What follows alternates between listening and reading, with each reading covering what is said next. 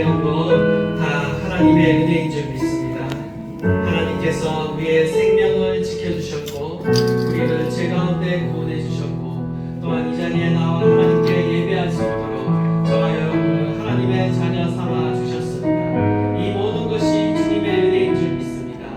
오늘 우리가 주님 앞에 찬양하고 예배하는 이유가 있습니다. 바로 나를 구원하여 주시고 지금까지 나를 보호하시고 인도하신 그 하나님의 은혜를 감사하고 이 시간 내 함께 동성으로 기도할 때 하나님 감사합니다. 내 인생을 구원해 주시고 나를 살려주시고 또한 오늘 이 자리에 있기까지 하나님의 은혜로 하나님 보호하여 주심을 감사합니다. 또 수확하면서 감사함으로 또 이 절기를 함께 지켰습니다. 그래서 추수감사절이다 라고 이렇게 할 수가 있습니다. 기독교의 추수감사절의 기원은 사실 미국 청교도의 역사와 관련이 있습니다. 1620년 4월 15일에 영국을 떠난 102명의 청교도들이 메이플라워를 타고 미국의 플리머스 항에 도착하게 됩니다. 그때 이제 도착한 청교도들이 그 땅을 밟고 나서요 하나님께 감사 예배를 드렸고요. 그들이 이제 미국 신대륙에 도착했지만요. 온갖 기근과 연병과 또 인디언의 습격을 받아서 절반 정도가 다 죽게 됩니다. 그리고 나머지가 이제 살아남게 되는데 그 살아남은 청교도들이 1년이 지나서 브래드 포드 지사가 감사절을 제정하게 되는데요. 동료들의 그 묘지 앞에서 드린 예배가 바로 처음 추수감사 예배가 된 것입니다. 그것이 이제 유래가 돼서 이제 미국에서 개신교에서 계속해서 추수감사 예배를 드리게 되는데요. 링컨 대통령이 11월 넷째 주 목요일을 감사 이제 축제일로 정하게 되면서 이제 그때 이제 추수감사 예배를 드리게 되었습니다. 우리나라에서는 1904년 11월 12일 날 장로교 단독으로 이 감사절을 지키다가 1914년에 각 교단이 함께 연합해서 11월 셋째 주 수요일에 추수감사절을 드렸다가 나중에 셋째 주일 날 이제 다시 추수감사주일을 대부분 드리게 되고요. 지금 뭐 제가 보니까 뭐 교단마다 드리는 데도 있고 또 안 드리는 데도 있고 뭐 이렇게 다양한 것 같습니다. 어쨌든 뭐 저희 교회는 지금 첫째 주에 이렇게 드리는데요. 교회의 상황과 여러 교단의 형편에 따라 자유롭게 드리고 있습니다. 어떤 교단에서는 심지어 한국은 추석 때 드리는 것이 맞다라고 해서 뭐 추석 때 이렇게 추수감사주일을 드리는 교회도 있는 것 같습니다. 중요한 것은 우리가 하나님께 감사해야 한다는 것이겠죠. 감사하는 것은 너무나 중요합니다. 모든 제사와 예배와 절기의 핵심은요 하나님께 감사한다라는 것입니다. 한 해에 하나님께서 돌보시고 은혜를 베푸시고 또 우리를 지켜주시는 그 은혜 그리고 하나님께서 공급자가 되어주셔서 우리를 돌보시는 그 은혜를 하나님께 감사하는 절기가 바로 추수감사 절기라는 것입니다. 그러면 오늘 본문을 통해서 하나님께서 추수감사 절기에 우리 가운데 바라고 계시는 신앙의 모습은 무엇인가 오늘 본문 말씀을 통해서 추수감사주일의 의미를 살펴보도록 하겠습니다. 먼저 우리 14절, 15절 말씀인데요. 우리 다 함께 한번 공동하도록 하겠습니다. 시작! 절기를 지킬 때에는 너와 내 자녀와 노비와 내 성중에 거주하는 애인과 객과 고아와 가부가 함께 즐거워하네. 내 하나님 여호와께서 택하신 곳에서 너는 이래 동안 내 하나님 여호와 앞에서 절기를 지키고 내 하나님 여호와께서 내 모든 소출과 내 손으로 행한 모든 일에 복 주실 것이니 너는 온전히 즐거워할지니라. 아멘. 초막절 절기, 추수감사 절기는요 함께 즐거워하는 절기입니다. 초막절은 40년 광야 생활의 그 장막 생활을 돌아보면서 그날을 잊지 않고 그날에 주신 하나님의 인도하심과 보호하심을 잊지 않고 감사하는 절기라는 것이죠. 특별히 그 시기가 농사의 끝에 소출을 거두고 창고에 들인 후에 즐기는 절기였기 때문에 수장절이라고도 이렇게 지칭했습니다. 그 기간에 모든 사람이 하나도 빠짐없이 그 절기의 축제에 참여했고요. 하나님께 감사하며 기뻐하는 그런 일을 했습니다. 추수의 절기는요, 언제나 누구에나 기쁜 절기였습니다. 우리만 기뻐하는 것이 아니라 모든 사람과 함께 기뻐하는 절기가 바로 추수감사절기였다라는 것이죠. 하나님께서 햇볕을 주시고 또 비를 내려주시고 좋은 날씨를 주셔서 열매 맺게 하신 것에 대해서 감사하며 즐거워하는 절기였다라는 거죠. 사실 농사를 하다 보면 어떻습니까? 어떤 해에는 농사가 이렇게 잘 되고 또 이렇게 뭐라고 그러죠? 풍년, 풍년일 때가 있죠. 그러나 또 어쩔 때는 어떻습니까? 풍년일 때가 있잖아요. 잘 되지 않을 때도 있습니다. 날씨가 좋지 않거나 또 비가 잘 오지 않아서 흡족할 만한 추수를 거두지 못할 때가 있습니다. 하지만 적게 거둔다고 해서 우리가 감사할 게 없는 것이 아니라 많으나 적으나 다 하나님께서 주시는 은혜가 있기에 우리가 살아갈 수 있다는 사실을 알기 때문에 우리는 감사할 수 있다는 것이죠.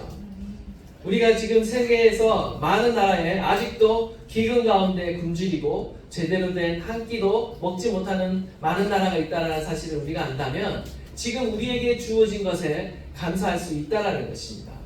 가깝게 우리의 동족인 북한에 아직도 굶주려 죽는 자들이 많이 있다는 사실을 우리는 알고 있습니다. 어쩌면요, 우리가 그들을 위해 기도하고요, 또 우리에게 주신 또 하나님의 은혜를 또 감사하는 그러한 절기가 바로 이 추수감사절기가 되어야 될 줄 믿습니다. 정말 우리가 물질 만능주의 가운데 살다 보니까요, 참 감사를 잊고 살아가는 것 같아요. 많은 부분에 있어서 내가 가진 것보다 내가 없는 것들을 더 묵상하게 되고요, 다른 사람과 비교하게 되고요, 결국 그걸로 인해서 우울한 그러한 감정을 느끼고 불행한 삶을 스스로 살아가는 것을 보게 됩니다. 우리는 오히려 없는 것에 주목하는 것이 아니라 하나님께서 나에게 주신 것, 지금 있는 것을 우리가 감사함으로 하나님께 영광을 돌리는 삶을 살아야 될 줄 믿습니다. 우리 하박국 3장 17절에서 19절 말씀인데요, 우리 한번 봉독하도록 하겠습니다. 비록 무화과 나무가 무성하지 못하며 포도나무에 열매가 없으며 감람나무에 소출이 없으며 밭에 먹을 것이 없으며 우리의 양이 없으며 외양간에 소가 없을지라도 나는 여호와로 말미암아 즐거워하며 나의 구원의 하나님으로 말미암아 기뻐하리로다. 주 여호와는 나의 힘이시라. 나의 발을 사슴과 같게 하사 나를 나의 높은 곳으로 다니게 하시리로다. 이 노래는 지휘하는 사람을 위하여 내 수금에 맞춘 것이니라. 아멘. 지금 하박국 선지자를 한번 보십시오. 지금 하나님의 심판 가운데 온갖 환난과 어려움으로 인해서 물질적인 빈곤과 지금 궁핍을 경험하고 있습니다. 무화과 나무가 무성하지 못하고요, 포도나무에 열매가 없습니다. 감람나무에 소출이 없어요. 무슨 말입니까? 지금 이 무화과 나무, 포도나무, 감람나무는요, 팔레스타인 지역에서 가장 중요한 과실입니다. 그리고 흔한 과실이에요. 근데 이 나무의 열매가 없다라는 것은 지금 경제적으로 굉장히 절망적인 상황이라는 거죠. 한마디로 먹고 마실 것이 없다라는 겁니다. 뿐만 아니라 어떻습니까? 우리의 양이 없고 외양간에 소가 없다라고 말합니다. 이스라엘 백성들에게 있어서요, 주 산업이 무엇입니까? 바로 유목, 축산업이라는 거죠. 근데 지금 소와 양이 없다라는 것은 경제적으로 정상적인 그런 활동이 불가능하다, 경제 불황이다라는 것입니다. 그런데 이러한 상황 가운데 하박국 선지자는 어떤 고백을 하고 있습니까? 나는 여호와로 말미암아 즐거워할 것이다. 나의 구원의 하나님으로 말미암아 기뻐할 것이다. 라고 이렇게 놀랍게 찬양하고 있고 노래하고 있다는 것입니다.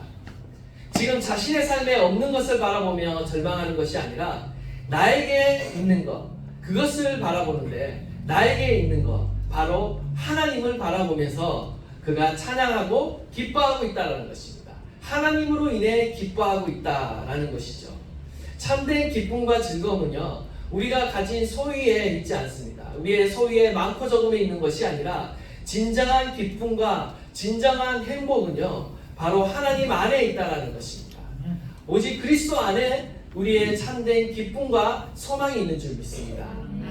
하박국 선지자는요, 세상의 모든 것을 다 잃어버린다 할지라도 하나님이 함께 하시면 하나님이 나의 구원이 되신다라는 사실을 분명히 알고 있었다라는 겁니다. 그러기에 그는 절망하지 않습니다. 오히려 하나님 앞에서 기뻐하고 있고요, 즐거워하고 있고요, 하나님께서 다시 이스라엘 백성들을 회복시키시고 구원하실 거라는 그 소망을 갖고 있는 것입니다. 지금의 상황이 힘들고 어렵지만 그는 먼 장래에 일어날 하나님의 놀라운 그 구원과 소망을 바라보는 가운데, 확신하는 가운데 오히려 기뻐하며 즐거워하고 있다라는 것입니다. 누구 때문에? 하나님 때문에. 하나님 때문에 감사하며 기뻐하고 있는 것입니다. 바로 저와 여러분이 닮아야 될 신앙인 줄 믿습니다. 우리의 상황 가운데 흔들리는 신앙이 아니라 우리의 상황이 어떠하든지 그곳 가운데 함께 하신 그 하나님을 바라보는 가운데 우리가 하나님을 기뻐하며 즐거워하는 신앙, 그 신앙을 갖기를 주님은 원하고 계시는 줄 믿습니다.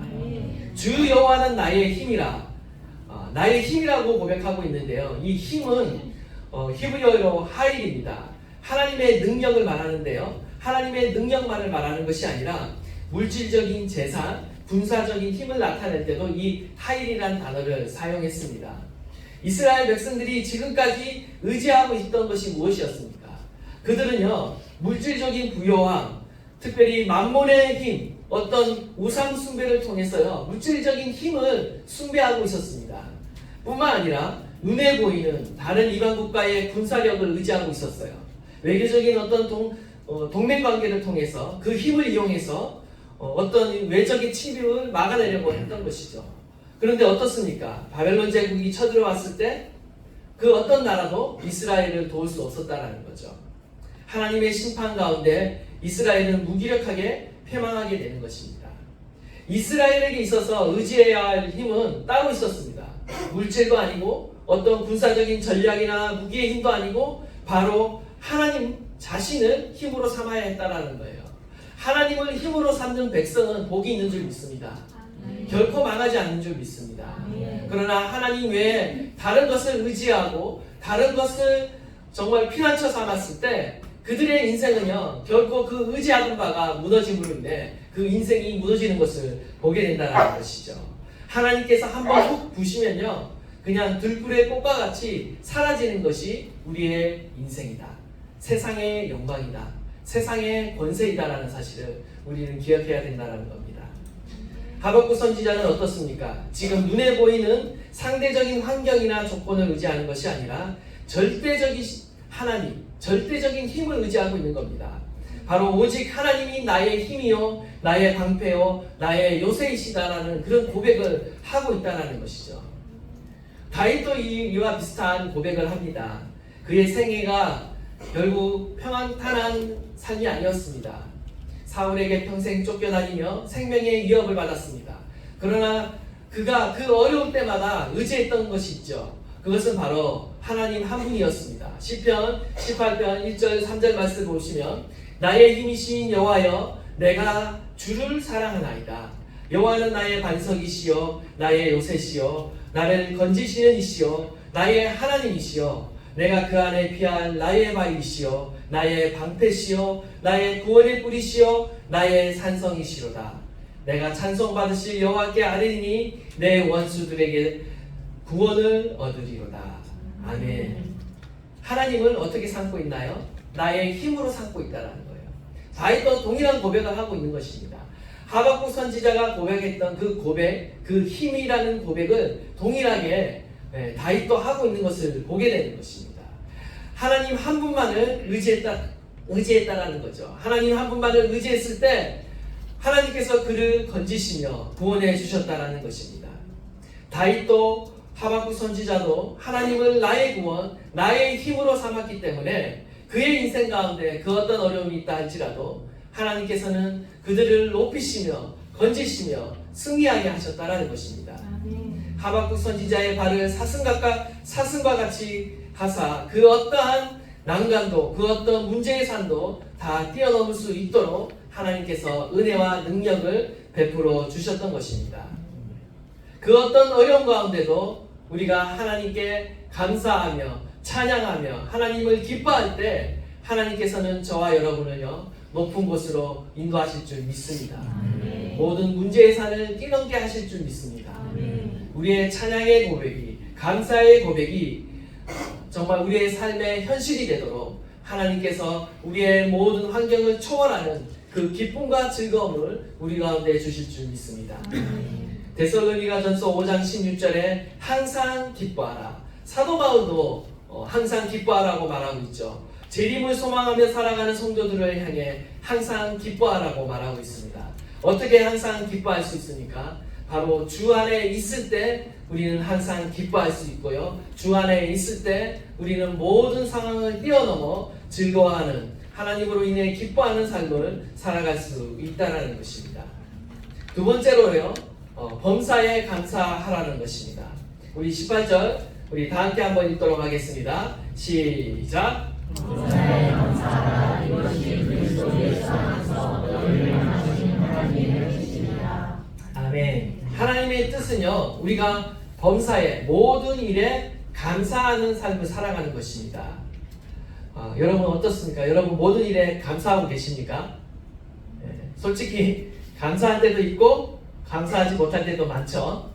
모든 일에 참 감사한다는 건 쉽지 않습니다. 근데 모든 일에 감사하라는 것은 하나님의 뜻이다 라고 말하고 있어요. 오늘 본문에 범사에라고 되어 있는데 엔판티입니다. 모든 일에, 어떤 환경에도 라는 의미를 갖고 있는 헬라어인데요. NIV나 RSV 같은 영어 성경에서는요, 모든 환경에서 감사하라 이렇게 번역했습니다. 우리가 항상 좋은 환경 가운데 처하는 것은 아닙니다. 때로는 내가 원치 않는 환경 가운데도 처하고, 내가 원치 않는 일을 당하기도 하고, 때로는 내가 원치 않는 그런 조건에서 또 때로는 일하기도 하고, 또 내가 원치 않는 그런 조건에 내가 또 살아가기도 하고, 우리는 정말 내가 원치 않는 그런 상황 가운데 처할 때가 오히려 더 많은 것 같습니다.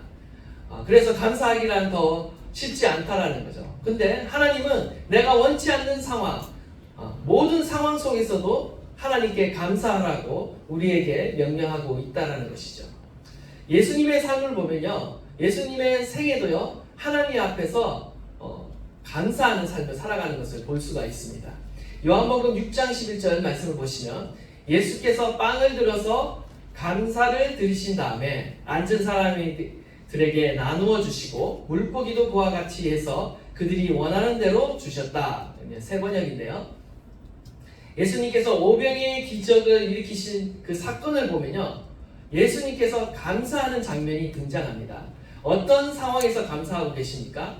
지금 남자 장정만 5,000명 이상이 지금 모여 있는 상황. 근데 굶주려 있는 상황에서, 그리고 가진 것은 아무것도 없죠. 한 소년이 갖다 준 떡 5개와 물고기 2마리밖에 없는 그런 결핍의 상황에서 예수님은 하나님께 감사하고 있다는 거예요. 그리고 그 감사의 결과 어떤 일이 일어나니까 기적이 일어났다는 거예요. 감사의 결과 5,000명이 먹고도 12방주리가 남는 놀라운 기적이 일어났다는 것입니다. 요한복음 11장 41절도 보시면요, 우리 한번 다 함께 한번 봉독하도록 하겠습니다. 시작. 그러면 우리 예수께서 물과 올라와 보시고 이르시되 아버지여 내 나를 주신 것을 감사하나이다. 아멘. 지금 어떻게 하고 있습니까? 죽은 나사로를 살리시는 사건인데, 지금 나사로의 가족은요, 슬픔과 절망 속에 있습니다. 뿐만 아니라 예수님도 사랑하던 자였기 때문에 지금 예수님도 슬퍼하시죠. 나사로의 무덤 앞에서 사랑하는 이의 그 죽음 앞에서 예수님이 눈물을 흘리시는데요.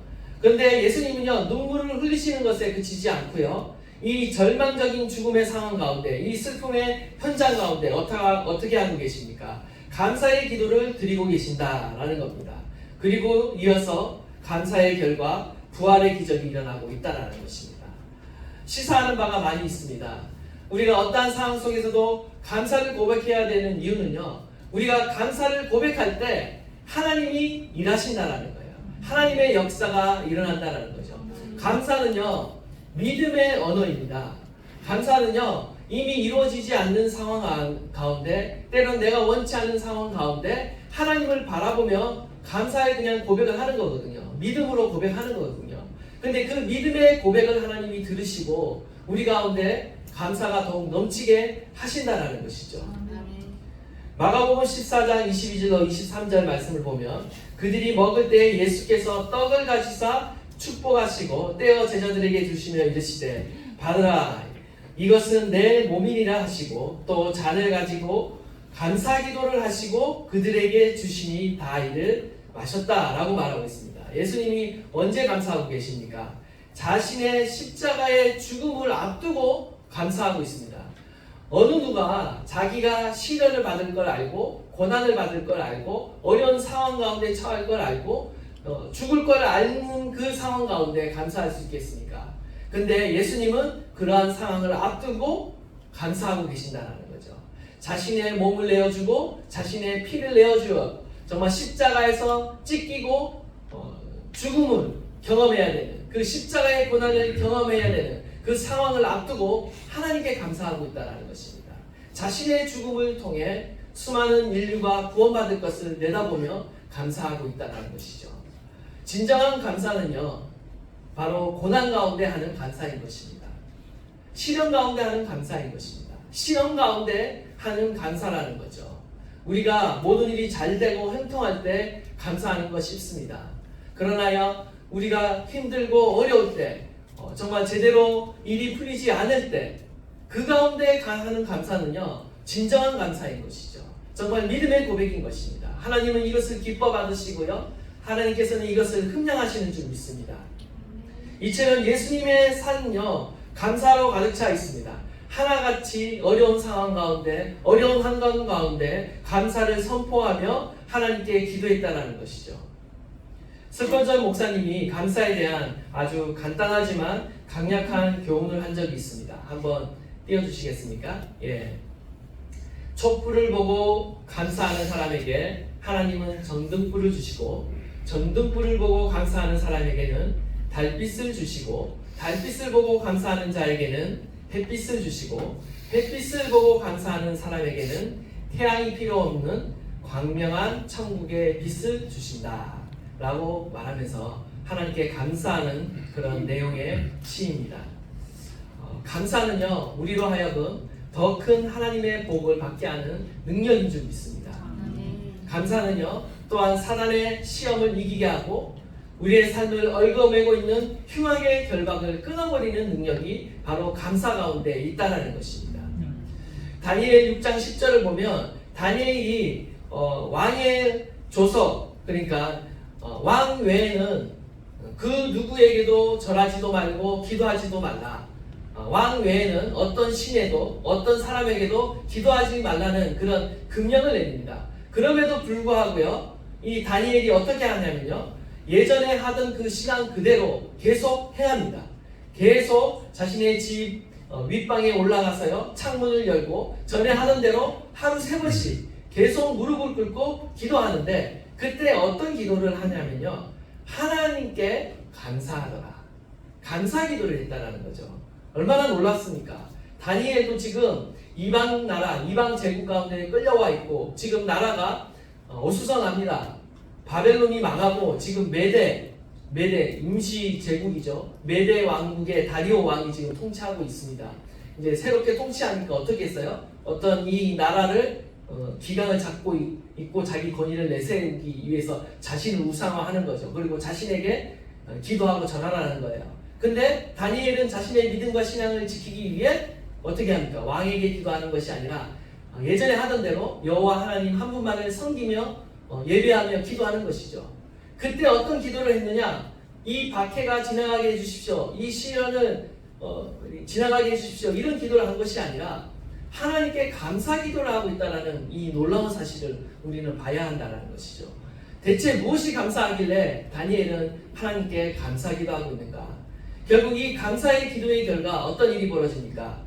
다니엘은 결국 사자굴에 던져지게 됩니다. 그러나 어떻게 되죠? 하나님께서 그를 보호하시고 사자의 입을 막으시고 결국 사자의 입에서 그를 건지시고 오히려 하나님이 이 다리오 왕의 입술을 통해서 하나님 다니엘이 믿는 하나님이 유일한 하나님이다. 이런 고백까지 하나님이 받게 되는 거죠. 보게 됩니다. 우리의 삶에 감사가 넘칠 때 하나님께서는요, 저와 여러분이 당하는 그 모든 시험에서, 모든 사자의 입에서 우리를 구원하실 줄 믿습니다. 우리가 당하는 많은 시련이 있고 시험이 있지만 우리가 하나님 앞에 늘 감사하는 삶을 살아갈 때 하나님께서는 저와 여러분을 건지시고 모든 시험 가운데 승리케 하시는 줄 믿습니다. 우리의 삶에 더욱더 감사가 넘쳐야 될 줄 믿습니다. 제가 이 말씀을 준비하면서 저도 이렇게 우리 팔로잉 교회의 한 해의 역사를 쭉 한번 이렇게 묵상해 봤습니다. 정말 모든 것이 감사하고 은혜였던 것 같아요. 정말 이 공간 안에, 이 장소 안에 들어와 있는 것 자체가 기적이고 하나님의 은혜이고요. 정말 몇 개월을 카페와 또 학원의 그 교실과 건물이 없어서 그 가운데 예배했던 그때가 생각이 나더라고요. 그때는 마이크도 없고 아무것도 없어서 건반 하나로 이렇게 찬양하며 몇 사람 아닌 두세 사람이 모여 이렇게 예배를 드렸는데 그때 참 은혜였던 것 같아요. 지금도 은혜지만 그때도 은혜였던 것 같아요. 아무것도 없지만, 환경적으로 아무것도 없지만 하나님께 너무나 감사하던 시기였고요. 그걸 통해서 정말 하나님께 예배하는 것이 무엇인가를 저는 더욱 배우게 되었습니다. 예전에는 화려한 조명과 음향시설과 또 노래를 잘 부르는 싱어들과 모든 예배에 화려한 조건들이 갖춰져 있었지만 하나님을 내가 진정 예배했는가 라는 생각을 하게 되고요. 오히려 아무것도 없는 상황 가운데 목소리 하나만으로 예배하는 그 시간이 정말 하나님을 마음으로부터 진정으로 주님을 예배하는, 신령과 진정으로 하는 예배가 아니었는가 이렇게 돌아보게 됩니다. 정말 이렇게 이 아름다운 장소에서 하나님을 예배할 수 있는 것 정말 주님의 은혜인 것입니다. 정말 풍족하고 넉넉하고 안전할 때는요, 하나님께 그렇게 감사하지 못했던 것 같아요. 저도 광야에 있고 힘들고 어려우니까요, 예전에는 당연하게 여기고 예전에는 상식으로 여겼던 그 모든 것이요, 우연이 아니구나, 공짜가 아니구나, 하나님의 은혜가 아니면 우리가 누릴 수 없는 것이구나 라는 걸 깨닫게 되고요. 모든 것이 감사가 됐어요. 옛날에는 그냥 일상적이고 당연한 삶이었기 때문에 감사하지 않았던 것들이요, 다 감사가 되는 거예요. 내가 돌아가서 누울 집이 있고 침대가 있고 또 먹을 양식이 있고 또 하나님께 예배하고 기도할 장소가 있는 것, 그 자체가 그냥 감사인 거죠. 정말 아무것도 없고 예배 하나만 드리는데 그 예배가 얼마나 내 내면 안에서 기쁨이요 즐거움이요 감사인지 모릅니다. 여러분은 어떤지 모르겠습니다. 저는 여러분을 바라볼 때 여러분 한 분 한 분이 저에게는 기적입니다. 지금 함께 예배하고 있다는 이 사실이 은혜이고 기적이거든요. 일상이 기적이 되어버렸어요. 정말 모든 일상이 기적이 되어버렸어요. 기적이 이 세상에 없는 것이 아니라 하나님의 은혜가 있구나, 하나님의 기적이 오늘도 있구나, 우리의 일상 가운데 흐르는 하나님의 보이지 않는 손이 있구나 라는 것을 깨닫게 된 것이죠. 어쩌면 우리가 당하고 있는 그 결핍과 그 시련과 고난은요, 우리 가운데 있는 그 하나님의 은혜를 발견하도록, 깨닫도록 하나님께서 우리에게 허락하신 축복일 수 있습니다. 여러분, 그 결핍이 없고 그 시련이 없으면요, 여러분은 결코 여러분이 지금 무엇을 가지고 있는지 깨달을 수 없는 거예요. 그러나 그것을 잃어버린 자는요, 그것이 얼마나 소중한지를 알게 되는 것이죠. 마치 건강을 잃어본 적이 있는 자가 건강이 얼마나 소중한지를 알게 되는 거고요. 예배를 잃어버린 자가 다시 그 예배를 회복했을 때 정말 예배가 정말 귀한 것인가를 깨닫게 되는 것이죠. 우리는 너무 많이 가져서 어쩌면 우리는 감사하지 못하는지 모릅니다. 우리가 많은 것을 잃었다 할지라도요, 우리는 하나님으로 인해 감사할 수 있고 찬양할 수 있는 것입니다. 이 은혜가 저와 여러분 가운데 있는 줄 믿습니다. 예전의 삶을 돌아보시고 한 해를 돌아보시면서요, 감사할 수 있기를 간절히 바랍니다. 얼마나 인간이 감사합니까? 내가 잃어버리지 않을 때, 풍족할 때, 안전할 때는요, 우리가 이거야 당연한 것이지라고 생각하고 감사하지 않는데, 결국 잃어버리고 손해보고 광야 가운데 처할 때 그제서야 그 하나님의 은혜를 우리가 깨닫게 된다는 것이죠. 저와 여러분은요, 감사할 수 있을 때 감사할 수 있기를 간절히 바랍니다. 우리의 모든 일상이 하나님의 은혜이고 기적인 줄 믿습니다. 최고의 감사는 결국 모든 일에 감사, 범사에 감사하는 것입니다. 가난에도 감사하고, 부유에도 더욱 감사하고, 건강에도 감사하고, 때론 아프고 연약해도 감사하고, 내게 능력 주시는 자 안에서 우리는 모든 것을 감사할 줄 아는 하나님의 은혜를 깨닫는 자가 될 수 있기를 간절히 바랍니다. 우리가 감사할 때 두 가지의 표현이 나타납니다. 오늘 본문 가운데 14절 말씀을 보시면, 절기를 지킬 때 너와 내 자녀와 노비와 내 성중에 거주하는 레위인과 객과 고아와 가부가 함께 즐거워하라 라는 그 표현이 나와 있습니다. 우리가 감사를 표현하는 두 가지 행동이 있는데, 하나는 것이고요, 또 하나는 드리는 것입니다. 지금 하나님께서는요, 우리가 감사를 하나님께만 드리는 것이 아니라 소외된 이웃과도 함께 나누라고 말씀하고 있죠. 레위인과 객과 고아와 가부와 함께 즐거워하라. 우리 이웃과 함께 나누라는 것이죠. 우리의 몸된 지체와 함께 나누고, 우리는 또 불쌍한 이웃과도 함께 나누는 그런 삶을 살아야 될 줄 믿습니다. 그리스도 안에서 복음을 나누고 선행을 나누고 물질을 나누는 삶이야말로 하나님이 기뻐하시는 제사인 줄 믿습니다. 또 하나는요, 하나님께 또 드리는 것이죠. 우리 16절과 17절 말씀을 보면요, 감사절은 하나님께 드리는 절기입니다. 구약의 모든 절기는요, 모든 남자가 나와서 매년 6월절, 7절, 초막절에 하나님 앞에 나오게 되어 있는데, 그때 빈손으로 나오지 말라라고 명령하셨습니다. 유대인의 남자는 20세가 되면요, 예루살렘 성전에 올라가 절기를 지킵니다. 이때 하나님께 반드시 예물을 드리라고 말씀하고 있는 것이죠.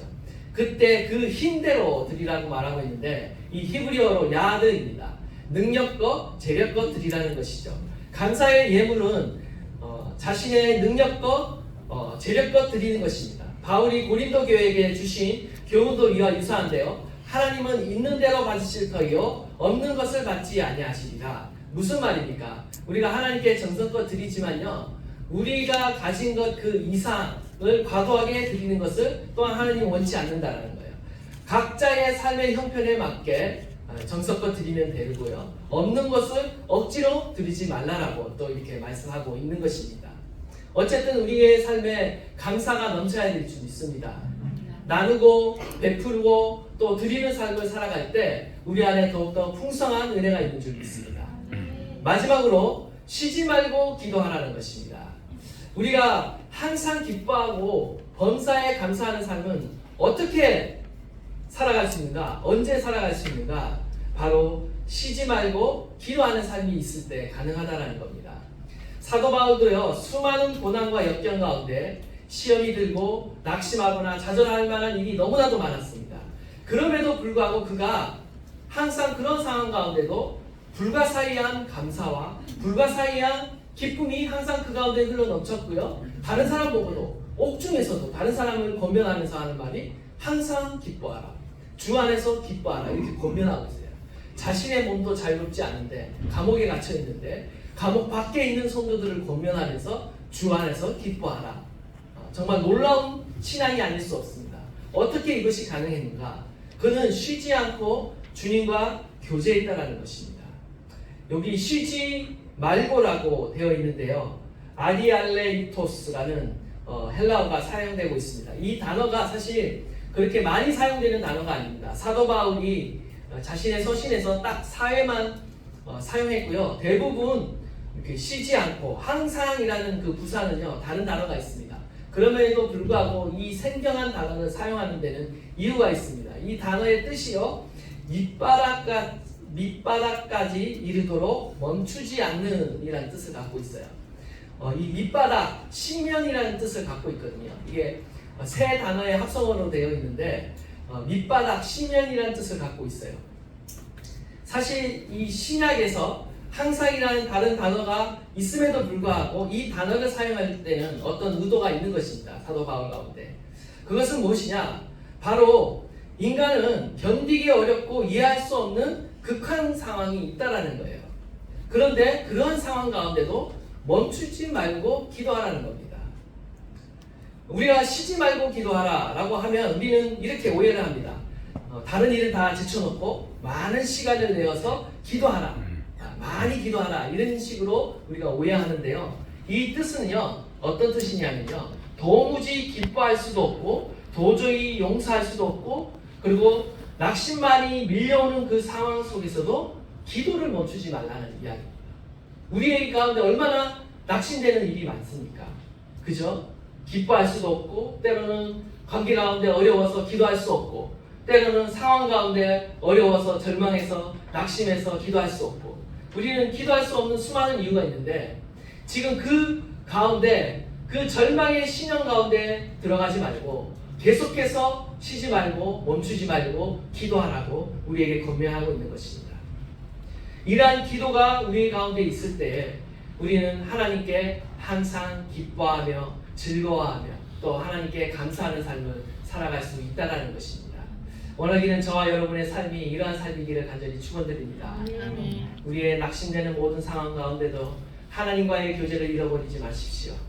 하나님께 기도하시고 또 하나님께 감사하시고 하나님을 기뻐하심으로 말미암아 그 모든 난간을 뛰어넘어 우리의 삶에 감사가 차고 넘치고 하나님의 은혜가 차고 넘치는 그러한 삶으로 저와 여러분이 나아가기를 간절히 축원드립니다. 우리 찬양하고 기도하도록 하겠습니다. 사도 바울이 주님 때문에 기뻐하고 또 하박국 선지자가 주님 때문에 찬양했던 것처럼 우리도 주님 한 분만으로 인해 만족하고 기뻐하고 감사하는 삶을 살아갈 수 있기를 바랍니다.